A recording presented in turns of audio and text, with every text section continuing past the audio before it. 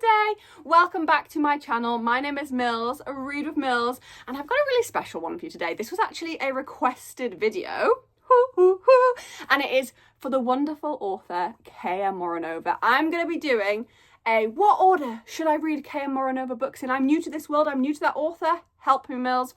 And I'm here to help you out. If there's any authors that you really want to get into and you just don't know where to start, you know I've talked about them, you've seen them on my shelves, let me know in the comments because I can definitely do more of these help starter guides to the author.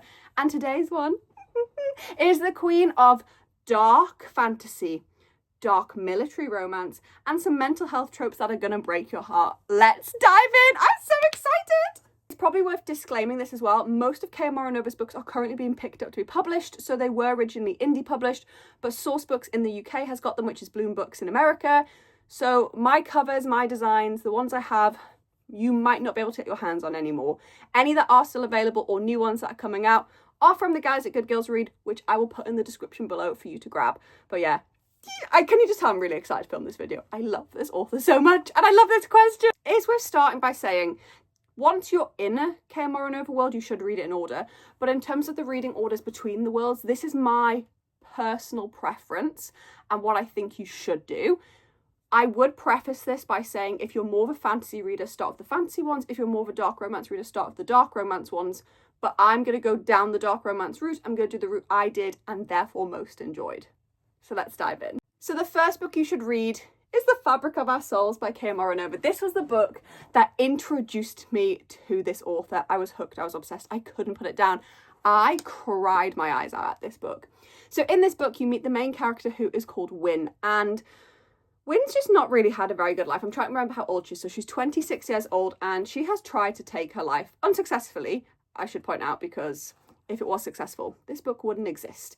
And so Win has tried to take her life and her brother is having none of it. Her brother turns up to the hospital and he's like, right, I'm putting you in a rehab centre. You have to go there and you've got to get better. Win, you can't keep doing this. She's had a tough time. Like, you can understand, once you read the book, you start to understand a lot more about the character of Win. But wow, it's an intense one. It's a one where it's going to pull on all your emotions. Obviously, it's set in the psychiatric ward / psychiatric hospital / psychiatric prison. It's kind of all three rolled into one. You're not getting out, to say the least. And when she's there, she meets this guy called Liam. Now, her and Liam actually share a room, which I think is a little bit odd. I don't know.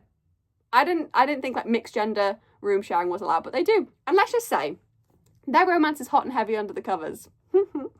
The spice is there. It's not the main focus of the book, but there is some spice there. And it's also worth pointing out that there's something that's really sinister has gone on in this centre. So previously people have gone missing, no one knows where they've gone, and Win really wants to get to the bottom of it. The ending of this book, I'm not going to do any spoilers, but the ending of this book absolutely broke me. It shattered me to pieces. So yeah, you've got Win, Liam, some spicy romance, some mental health tropes, and some thriller vibes. What more could you want? Then you want to dive into book 2 in the series. Now, I should point out, book 1 has already been indie published by Orion. We don't know if this one, if it's going to get picked up or not and have a new cover, but this one's indie published. However, book 2 in the series, A Ballad of Phantom and Hope, we have 2 versions that are still just surviving in the world because these are the the indie published versions. So Ballad of Phantom and Hope is the continuation book on and the one you want to read next. Now with this one, it is worth pointing out, it's a story of ghosts. So the story of people who didn't survive book 1. I'm not going to say who. I'm not going to spoil it for you, but it is therefore paranormal dark romance. Now, do you have to read book 2 is the question I get asked a lot, because some people don't want to read paranormal romance. That's absolutely fine. No, if you finish book 1, you get a complete ending to the story. This is like a nice extra add-on. Not novella because it is a chunky book, but that kind of vibe of you're going to get a bit more information. You're going to get some character stories that you already know and some character stories that you maybe don't know, but it's not going to change book 1 enough. Did I love this book still? Yes. And would I recommend grabbing this whilst you still can grab the indie version? For the artwork alone, yes. I do also own it in hardback. So again, there's no difference between the paperback and hardback publication. It's just, how could I resist this stunning hardback? And you don't even know who these people are. And I do. And it just makes, you're just, honestly, this duology is the best place to start your K M Moronova journey. The next place I'd recommend going is Leave Me Behind. And you're going to be like, Mills, why are you holding 3 copies of Leave Me Behind? That is because I have the indie versions in paperback and hardback, which no longer exist. And then I have the new traditionally published version from Source Books. So this is Leave Me Behind. This is the next book I'd recommend reading. It is a standalone book. We know we're getting 2 books soon that are going to spin off from this world. Therefore, the book 1 and 2 of the new series, I would recommend reading after this. But if they don't exist, you can then continue with this video and move on in this world. However, this is a standalone. So if you then want to come back to the other dark military romance, you can. So this is a dark military romance, and wow, this packs a punch.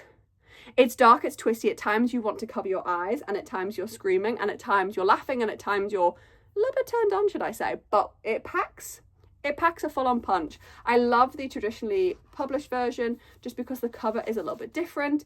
But with the artwork, you don't have it running throughout. You just have some end papers with the artwork that the indie version had running throughout. But it's still there. It's still there. So in this book, you meet Bones and Bunny. Now, Bones is a soldier who was part of one of the main groups called Malum. I've got to turn my brain on. So he's part of Malum. And they hate the riot soldiers. So they're all kind of competing against each other. So in the Dark Forces, you go around doing some pretty bad stuff. And once you've done enough bad stuff, they let you back out into the real world. How do you end up there? You will find out as you read the book.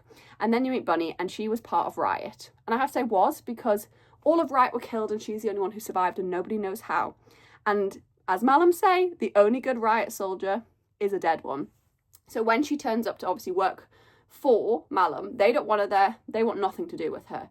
But unfortunately, she's already met Bones on a plane and they've already hooked up, and it's a little bit awkward when she's kind of his second in command. There are some really spicy scenes. There are some really dark and twisted scenes.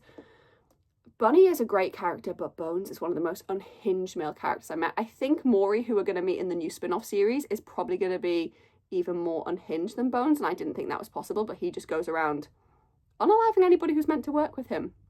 At least Bones doesn't have that issue. But yeah, this is where I'd recommend going next. It is so fun. It's dark, it's spicy, it's twisty, it's perfection. And I absolutely loved this book. I did put off reading this for a little bit of time, I do apologise. But once I got to it, I loved it. Loved it. And I will just quickly put the graphics up of the new books coming out that are also going to be set in the dark military romance world. So if you do want to read those after, you can jump there if they are out. I want to say November and December, or is it December and January they're coming out? I can't fully remember, but I'll make sure I put it on the screen. And then we can go into the fantasy world. Now it's time to enter K M Moronova, dark fantasy, which she's actually known for more better. So as much as I've talked about K M Moronova being a dark romance author, she's actually well known for her dark romantasy. Did I not start with any of her dark romantasy books? No. Would I recommend starting with her dark romantasy books? This is the point where you need to make the decision. Do you start in the dark romance world, or do you start in the dark fantasy world? And that is completely up to you. I started in the dark romance world because I read a lot more dark romance than I do dark fantasy. But this is the kind of point in the road where you've read the first 3 books that I've suggested and you're continuing, or you're going to start here because you're more of a fantasy reader. It's completely up to you. And I know that's not helpful, but I'm sorry. So we have the Alcross Academy. Unfortunately, I only have my hands on 2 books. And this is going to be a bit of the theme with some of the dark romantasies, but I would recommend starting here because if you like that kind of military vibe, you're going to get a little bit more of that from this world. So you've got Of Deathless Shadows, which is the first Alcross series, and then you've got Secrets of Alcross. These are the indie published versions. We know these are being picked up, so these are getting harder and harder and harder. Like book 2, I'm not even sure you can get your hands on anymore, but it is still worth pointing out and going through it. So in this book, you have Tara, Finn, and Edgar, and she's been dumped by her boyfriend literally the night before disaster strikes. He's just decided he's going to go and do what his father does, and he's not going to stick around for her.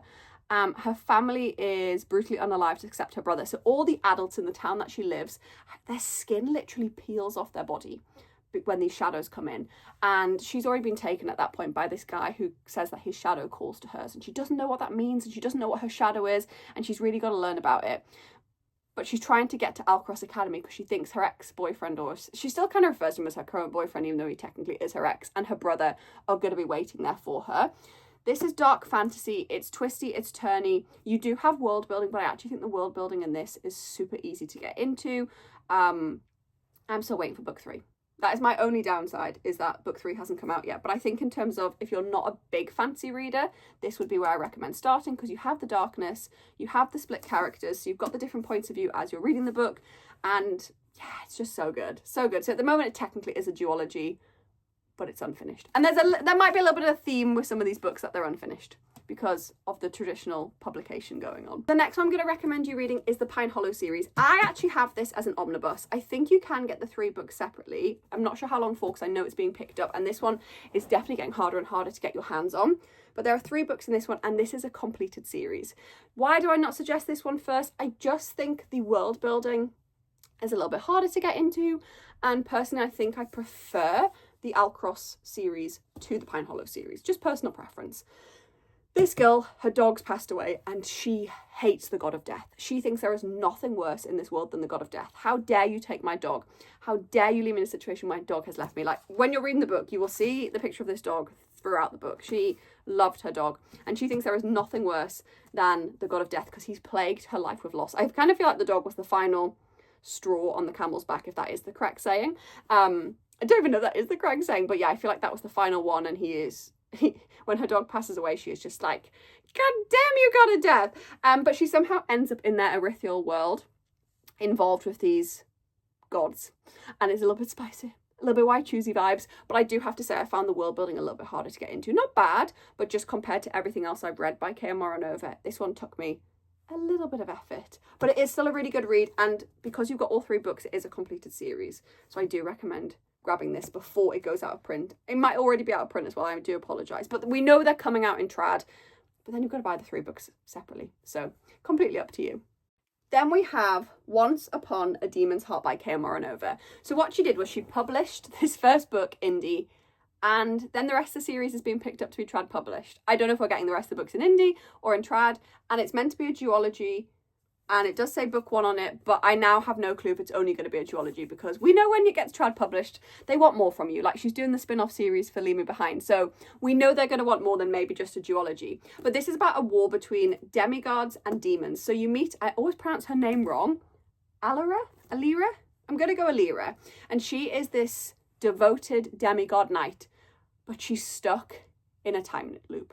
She is literally getting killed over and over and over and over again, and she can't get out of this loop. And there is this person who is called, I always forget how they describe him in the beginning, the Blood Knight, and he's killing her every time. And it gets to the 20th time where the Blood Knight has killed her, and she's like, something's got to change here, something's got to end this war, I have to get myself out of this time loop. And little does she know that the answer is she's going to get married. And when the person who she's going to get married to turns up, it's the Blood Knight, and she is more shocked than anybody else. I actually really love this book. I found probably this one the easiest world building to get into. It's very spicy, I have to say that. But because it is the first one and it's being picked up and it's a little bit harder to get your hands on, I have left this one till the end.